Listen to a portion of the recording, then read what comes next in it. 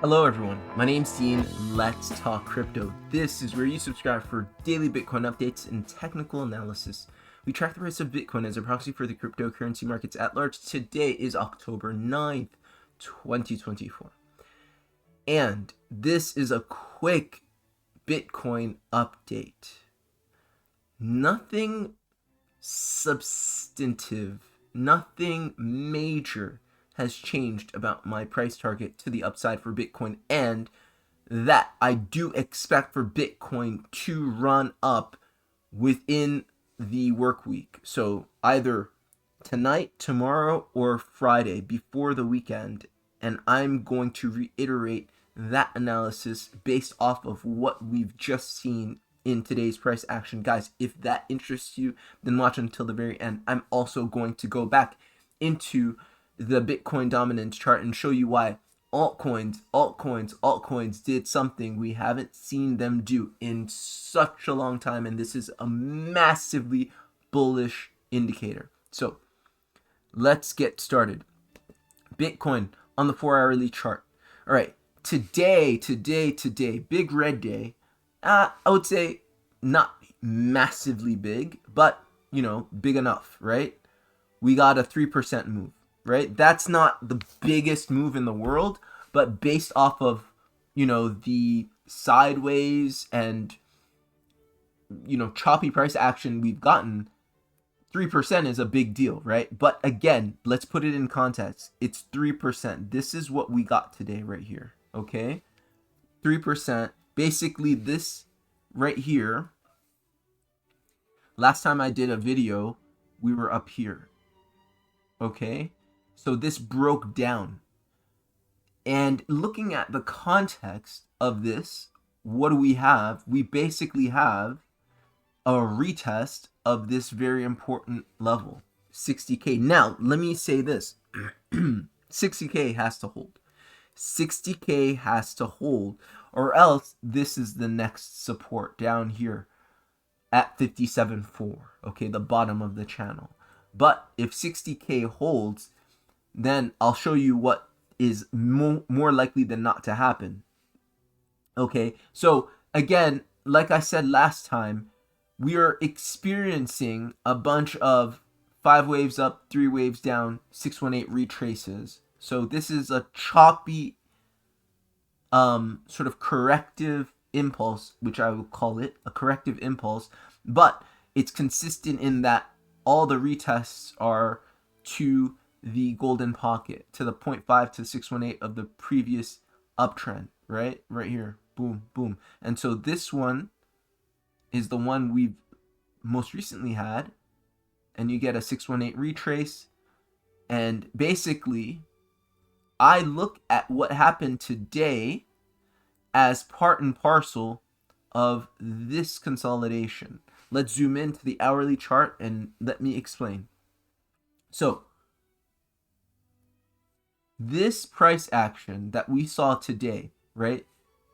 This breakdown from this level down back to the 60K level doesn't personally concern me so much, only because if I look at this as 1 degree of AB basing, 2 degrees of AB basing, this is my pivot. It's still playing with that same area, that same level. Basically, I'm doing a Wyckoff accumulation at this level. I'm preparing to break out. Now, if I'm correct, the next move, let's go back on the 4-hourly time frame now, and let's zoom out a bit. If I'm correct, the next move is up and through this 60-day descending broadening wedge. Let me make it more clear, okay? So this descending broadening wedge that you can see here in between the dotted lines has been going on for 60 days. We've been chopping up from the bottom, from the middle of the wedge. Remember, the middle of any pattern is important, just as important as the bottom and the top. That wasn't super well drawn, but I would say that's more like the middle.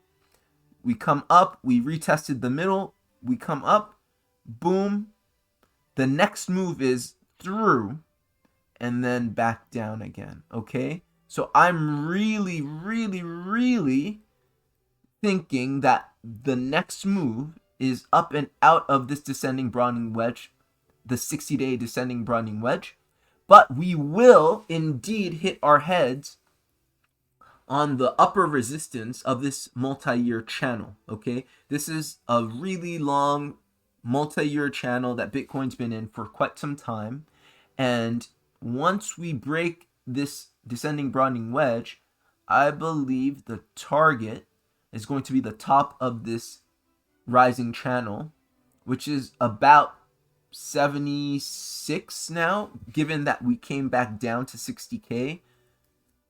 I would project that target as being on this chart about 77K. Okay, so I'm gonna move it up just a tad, and again, because we came down a little, when I project my Fibonacci from the bottom to my perceived target, I can see that a retracement of 618 between the 0.5 and 618 would land me where I know I need to come back to, which is the top of this wedge, turning old resistance, the 6-month resistance, into support. And at the same time, I'm making this midline of this multi-year channel, I'm flipping that also into resistance or into support. So that is another reason why, us hitting our heads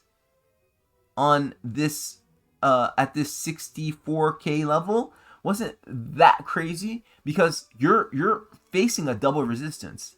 You're facing the midline of the multi-year channel and the upper resistance of this descending broadening wedge.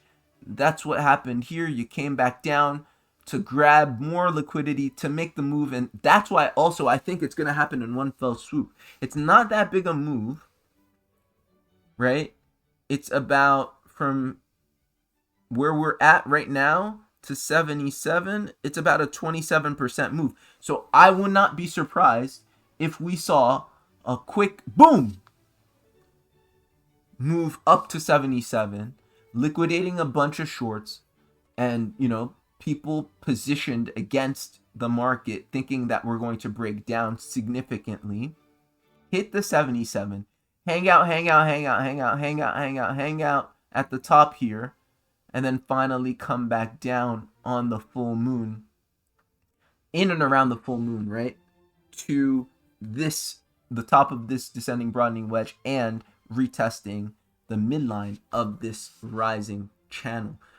So nothing's really changed. That was my analysis in the previous video. The only thing that's changed is now my target, instead of being 74.75, is closer to 77, given that we've come back down to 60K. I hope this makes sense. And again, I do believe that we will do this either tonight, on Thursday, or on Friday. Why? Because this is a high liquidity move. You need some verve. You need, the US dollar kind of pushing it up. This is not a small move. This is a large enough move where it needs to happen within the economic work week. Okay, so I think that is why we're going to get that. And on the weekends, I don't expect us to do much of anything except go sideways and maybe down a little bit, right, as we tend to do on the weekends. So that is Bitcoin. That's my update for Bitcoin. Bitcoin dominance is looking very good for alts. Okay, while Bitcoin was going down, what did altcoins do? Generally, they stayed put. Yes, in the end, they went down a little bit, as you can see here, but generally they stayed put. As Bitcoin goes down, typically altcoins go down even more. The only time we don't see that happen is in alt season. Bitcoin can go down and alts may just stay put. You don't tend to see that. This is not something you've seen often. You literally only see this during the most bullish times in the cryptocurrency markets, where altcoins are so oversold. There's so little sellers left in the market. There's nothing to sell. So Bitcoin's dumping. Alts are just like, we sold it already. What do you want us to do? Like, we're as low as we can go. And so that is very indicative of a massive move in altcoins coming very soon. Last but not least, the US dollar currency index. What do we see here? All right. US dollar currency index, for those of you who don't know, is the basket of world reserve currencies traded against the US dollar. And so basically you have a relative value for what the US dollar is.